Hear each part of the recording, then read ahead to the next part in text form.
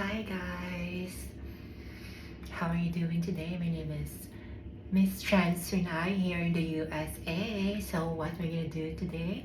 So ladies and gentlemen, tayo po ay mag-unboxing ng one of the deals na nabili ko dito sa local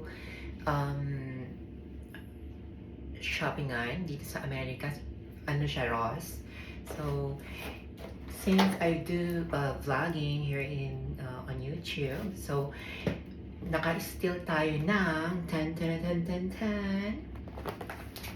naka-steal tayo ng ring light for only $3.99. So $3.99. So nasa 200 pesos lang to, guys.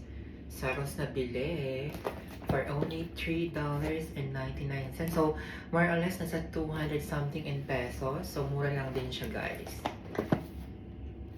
So i-unbox na natin siya since para naman hindi madilim lagi yung vlog natin.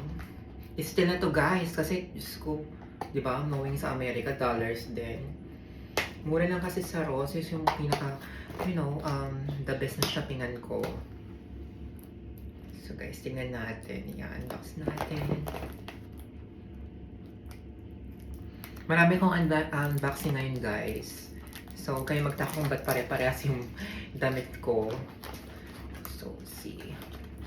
Ang ganda, may paano po. Siyempre, mga made in China lang din to eh.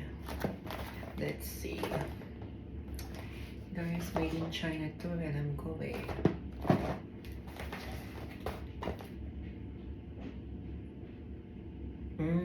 So it's Bowers.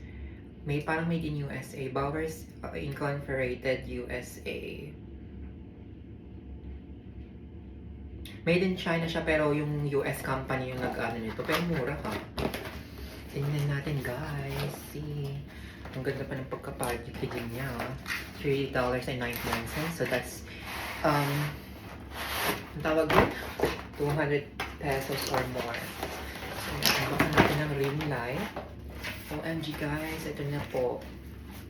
For only $3.99, more or less 200 plus pesos. Kayo nang bahala ma-convert. So, meron siyang, of course, yung plastic na ilaw.